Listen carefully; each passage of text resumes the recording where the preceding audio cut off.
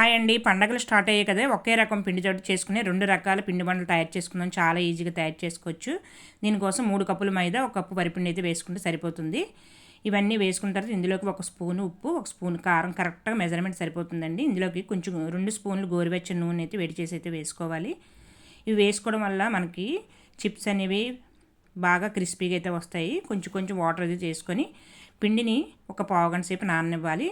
ఇలా నానిన తర్వాత 2 భాగాలుగా తయారు చేసుకోవాలి. చేతికి ఆయిల్ అప్లై చేసుకొని చిన్న చిన్న ఉండలుగా తయారు చేసుకొని ఓ ప్లేట్లోకి అయితే రెడీ చేసుకోవాలి.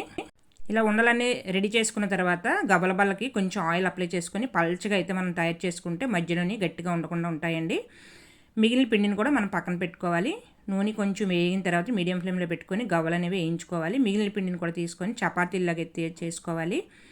కొంచెం పొడిపిండిని ఒత్తుకుంటూ చపాతీలాగా చేసుకోవాలి. మరి దలసరగా కాకుండా పలచగా కాకుండా మీడియంగా ఉండేటట్టు చేసుకొని అటు ఇటు ఎడ్జెస్ కట్ చేసేసుకొని క్రాస్గా అయితే పెట్టుకొని డైమండ్ షేప్లో కట్ చేసుకుంటే మనకి చిప్స్ అనేవి చక్కగా వస్తాయండి. ఇవి కూడా చాలా బాగుంటాయి టేస్ట్. ఒకే పిండి 2 రకాల టేస్ట్లు అయితే ఉంటాయి. ఇది కూడా అలా ప్రిపేర్ చేసుకుంటే రెడీ అయిపోతాయండి. చాలా ఫాస్ట్గా అయిపోతాయి.